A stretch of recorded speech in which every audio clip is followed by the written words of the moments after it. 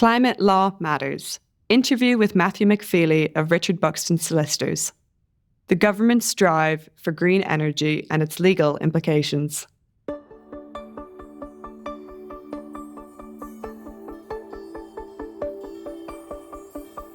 Hello, listener, and welcome back to our podcast, Climate Law Matters, in which we explore legal developments across different sectors to address the key issue of climate change.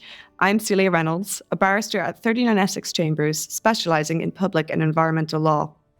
The focus of today's episode is the government's drive for green energy and its legal implications. Over the last year, there have been a variety of changes to law and policy on green energy as the government seeks to meet its clean energy and carbon targets. Today's episode will be a whistle-stop tour of those changes, including the changes brought about in the Planning and Infrastructure Act of 2025, the changes to the process for challenging DCOs, and the recommendations made in the Fingleton Review. I'm joined today by Matthew McFeeley of Richard Buxton Solicitors. Matthew, could you please tell the listener who you are and what you do? Sure, and thanks for having me. My name is Matthew McFeeley, and I'm a solicitor and partner at Richard Buxton Solicitors. We're a specialist practice. We were the first dedicated environmental law firm in the country, founded just over 35 years ago now, and we specialize in environmental planning and public law, acting for individuals, local groups, campaigns, and charities. Thank you. Really pleased to have you here today.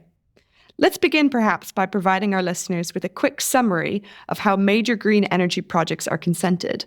Matthew, could you provide a quick breakdown of what the DCO consenting process is?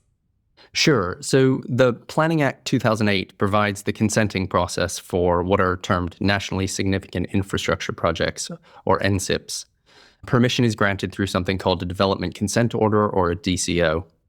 The decisions on such schemes are guided by nationally established policy, what are called the National Policy Statements, or NPSs, and they're consented by the Secretary of State with appropriate guidance from expert inspectors, which are referred to as the examining authority in a DCO process.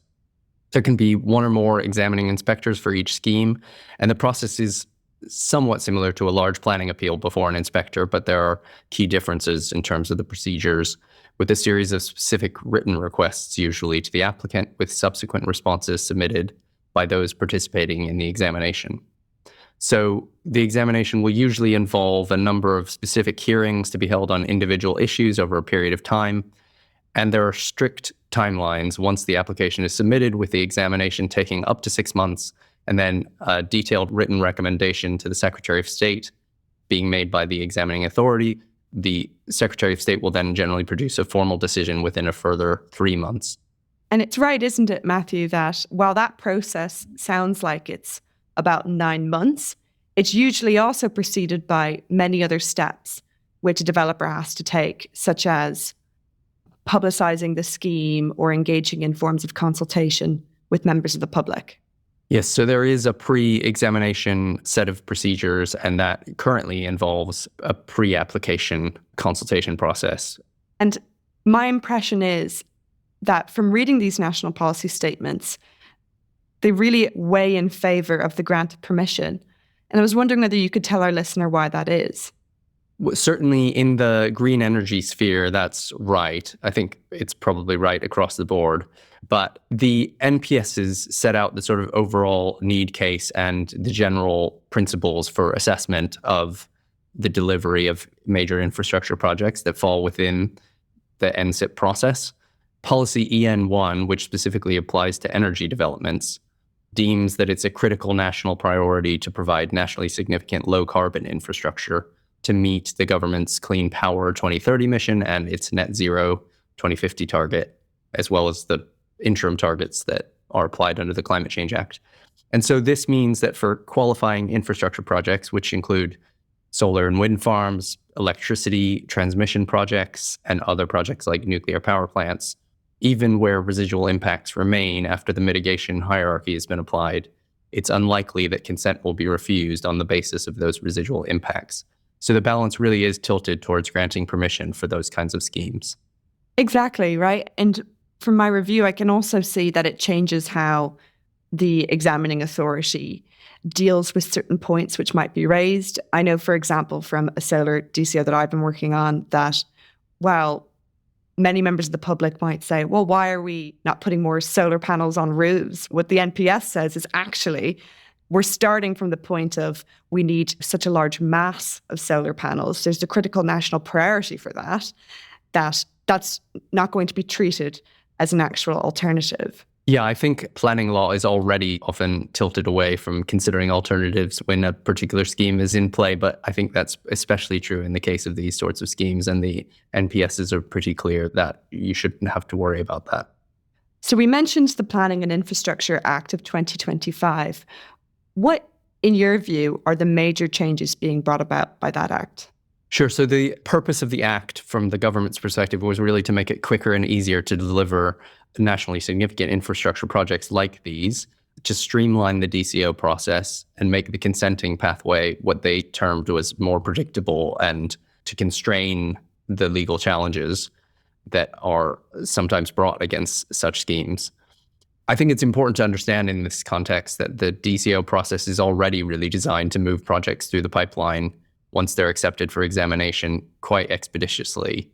And estimates are something like 95 to 98% of DCOs are granted once they're accepted for examination already.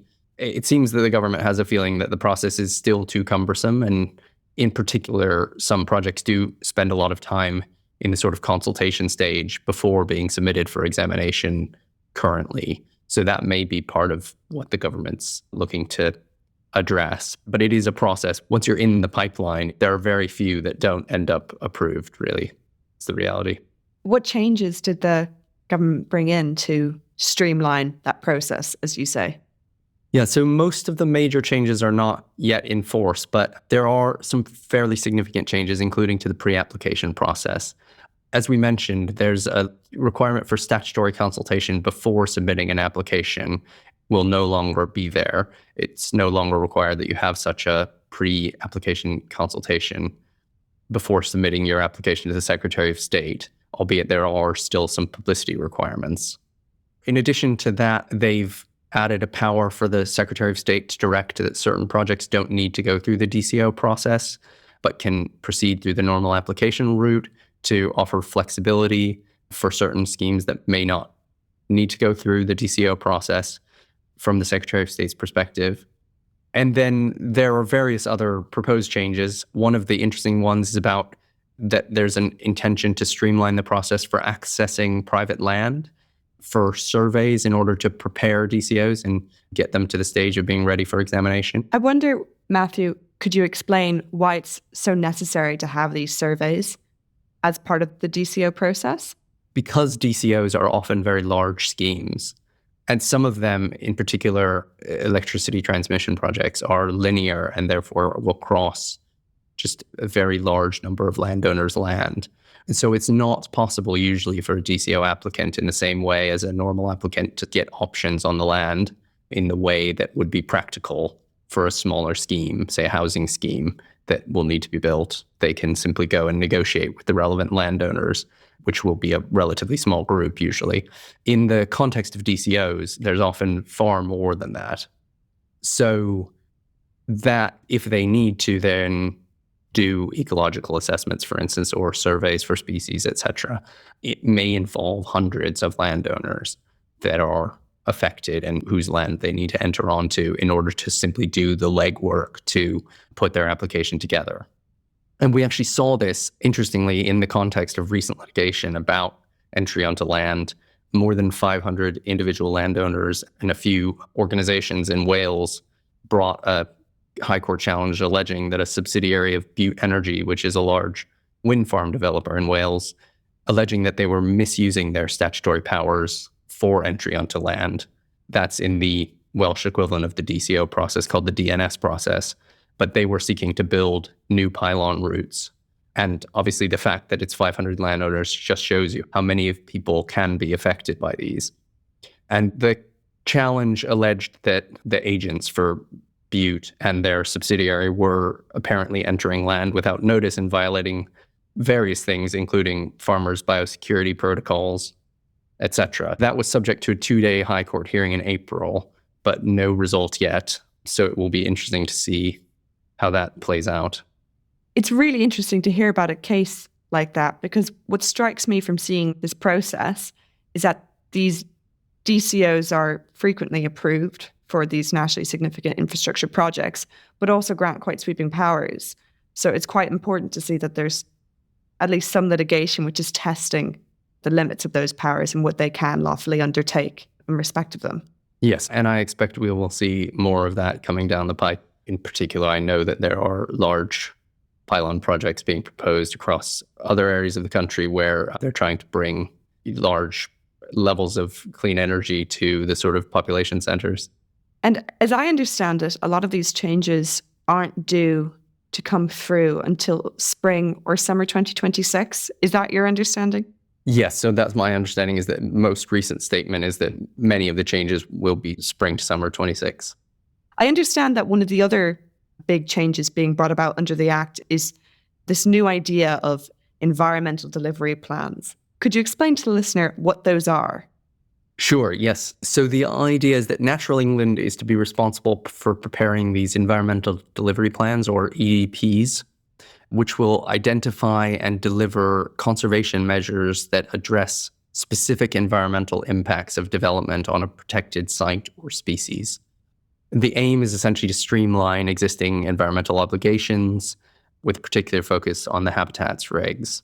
So EDPs are action plans which can last up to 10 years, which establish conservation measures that they say are needed to address the impact of development on a protected site or a named protected species, what they call a protected feature, I think, in the legislation. And when a developer chooses to use an EDP, they won't need to prepare their own assessments or deliver mitigation in relation to that particular feature that the EDP covers.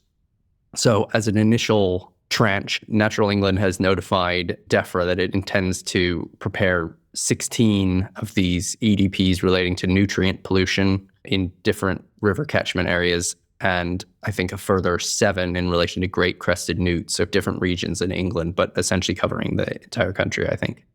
Okay, wow. And so why are these specifically designed to assist developers? The idea is that once an EDP comes into effect, the developers will be able to essentially pay a levy rather than complying with particular assessment and mitigation options. So, for example, in the nutrient neutrality context, where a developer may find it difficult to negotiate specifically, they are adding nutrients to the wastewater. For instance, a housing developer may find that they're adding nutrients to the foul water system and that there isn't adequate wastewater treatment capacity in that area.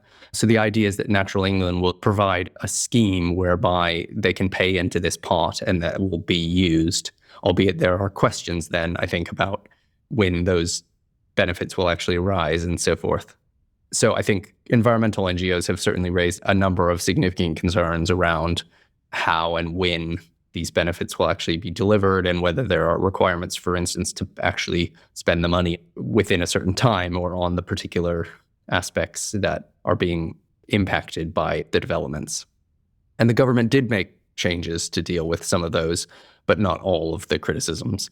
So I think it remains to be seen how they'll work in practice and whether the improvements that they purport to secure will actually arise and over what period. Yeah, I can see why that raises concerns with some environmental groups. So, having said that, I also understand that the Act has brought about a bunch of new changes to how litigants can challenge the DCO process. Could you discuss that? Yeah, exactly. So the Act has brought in particular changes to the way that legal challenges to DCOs work. The proposed changes follow those which were recommended by Lord Charles Banner, KC, who was tasked with conducting an independent review of sort of judicial review proceedings against NSIPs under the Planning Act.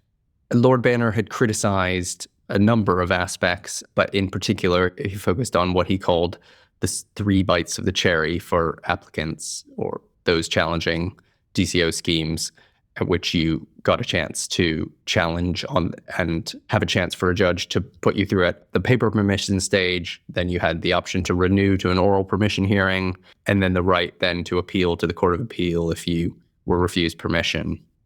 So the Planning and Infrastructure Act 2025 brought in key changes to reduce the number of bites of the cherry, as it were. And now DCO schemes that are challenged go straight to a permission hearing. So the civil procedure rules were updated to require applications not to have a paper permission stage at all, but to go direct to an oral hearing. The Senior Courts Act was also amended to prohibit an appeal to the Court of Appeal if the High Court determines that at the oral hearing that an application is totally without merit. And then where applications are not certified as being totally without merit but refused, they only have 7 days then to appeal to the Court of Appeal. As opposed to the normal 21-day period for appeals, it's been shortened by 2 weeks. Those changes do seem to be quite draconian. And I suppose that that's exactly what Lord Banner was seeking to address. But it does seem like it's going to make it even more increasingly difficult for there to be a challenge brought, even a meritorious challenge brought against DCOs. I think it certainly squeezes claimants, if I can put it that way. Frankly, it seems to me that the delays that are often inherent in litigation are rarely to do with the fairly short challenge periods or appeal periods. They're usually to do with the court's need to list hearings months out, and then invariably dealing with things like counsel's availability, and those things can push things. So I think it's interesting, and I do think there are obviously ways to be deemed a significant planning case and so forth, and which provide shorter timelines. So I think it will be interesting to see to what extent the government uses the sort of existing tools and to what extent these new rules really make much of a difference. But I think it does make it just harder on claimants who are already pressed for time in relatively short periods. It's hard not to think, at least from my perspective, of all the solicitors and barristers behind the scenes having to urgently get all their papers together. I have some sympathy. Yes, as one of those solicitors, I would certainly not disagree. And we're already seeing the effect of these rules, as we discussed beforehand. There have been a couple of cases already which show these sort of rules biting, as it were. And so one of those is a case challenging what was called the Stone Street Green Solar Farm. This is one in which our firm acted. It was a challenge to a DCO granted for a solar farm near Aldington in Kent.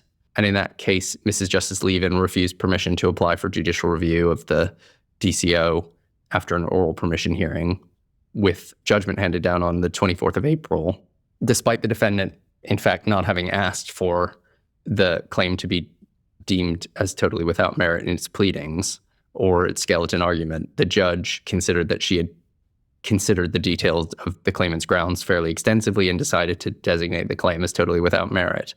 So that was a case in which the sort of 3 bites of the cherry were confined to a single bite of the cherry, as it were. And it's an early example of these reforms in practice.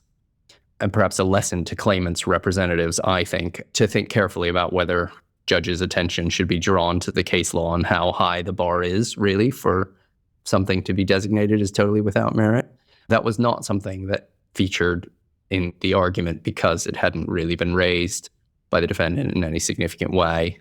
And it doesn't equate simply to a case being unarguable, but it is something which the judge decided to deal with in her own way. So I think that's probably a lesson that in the future it may be more of a battleground. It seems really striking to me. And my understanding is that there already was a power to refuse an application on the papers or certify an application as being totally without merit on the papers, but it just wasn't being exercised by the court beforehand. And I think it's quite striking that Mrs. Justice Levin chose to do it in that case, particularly when it hadn't even been asked for by the defendant. I think there's definitely a new emphasis on making sure that only meritorious claims are being progressed. I would definitely agree. I think to a degree the judiciary has gotten the message that there is a concern about unmeritorious claims moving through the system. It could also be worth noting that in that same case, that the grounds of claim, I think this is also an example of the NPSs at work, really. In that case, the grounds of claim focused on the heritage impact of the scheme. And one of the grounds related to the fact that a nearby solar scheme had been refused by a planning inspector on heritage grounds for impact on highly graded heritage assets next door. And the Stone Street scheme was closer and arguably more prominent in those same asset settings. But one of the key responses accepted by the judge in that case was that whilst the other scheme had been decided under local policy, the NPS here meant that the bar was much higher for refusing permission, even where residual impacts like these existed. So it's certainly one way in which the NPS for energy has affected decision-making on such schemes. And I understand, going back to those sort of procedural changes which we've seen brought in by the 2025 Act, that I believe it was literally yesterday that the Luton DCO was refused, although this was a different instance, wasn't it? Yes, so this is the rule that we discussed about shortening the time for appeal.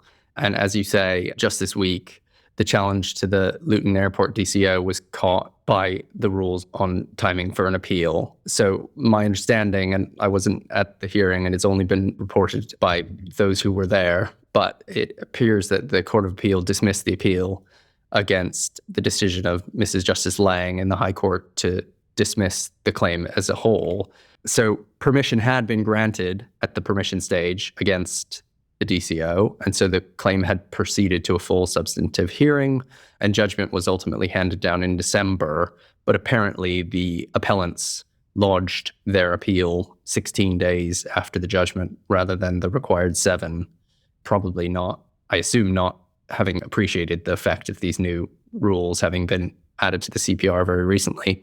And the Court of Appeal, apparently after the morning of one day of a 2-day hearing, dismissed the appeal as out of time. So another reminder, if we need more, that there can be changes to the civil procedure rules which catch out even experienced practitioners, and one must be especially vigilant, I think, in the DCO context.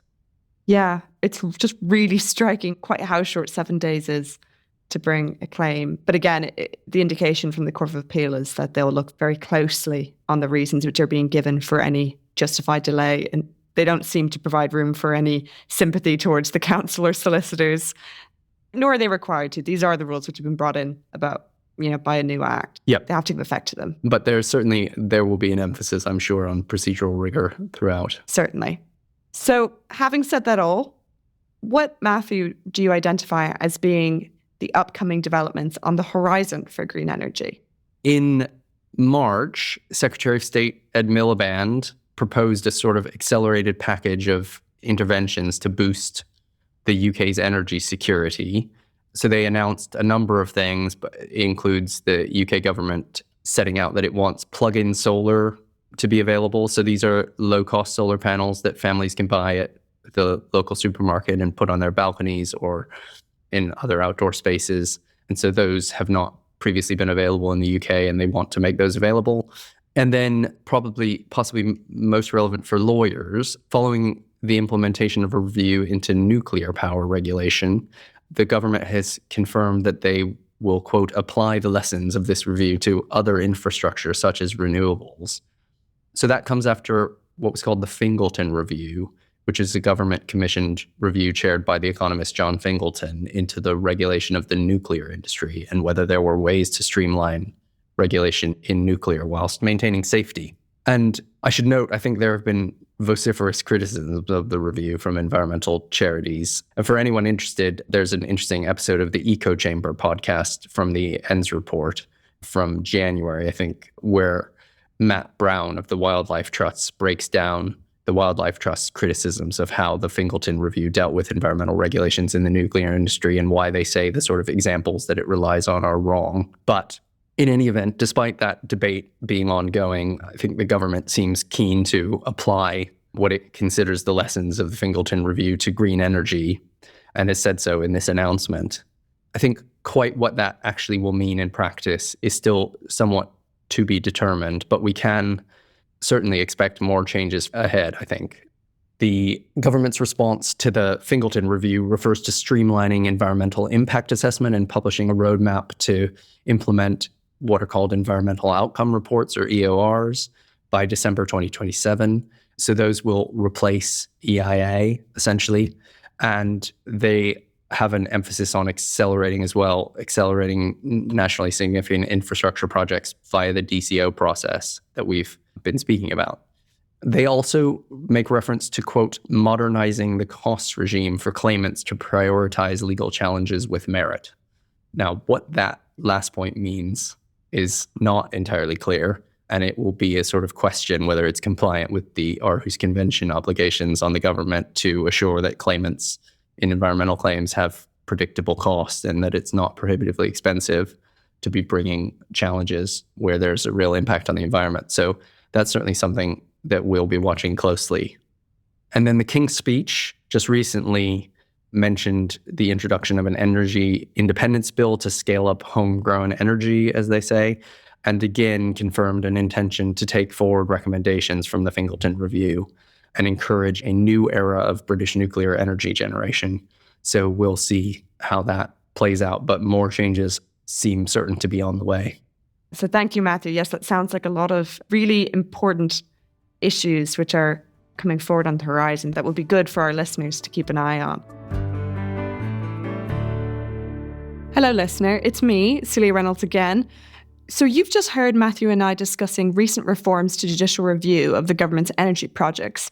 However, just as our episode was being recorded, the government published new proposals to go even further than we discussed in respect of infrastructure. And, as it's described, ensure that, I quote, legal challenges are focused, proportionate, and do not create unnecessary delay. That paper, which was published, is entitled Getting Britain Building, Reforming Judicial Review for Infrastructure. And it basically puts forward two new optional mechanisms to the current process for consenting NSIPs.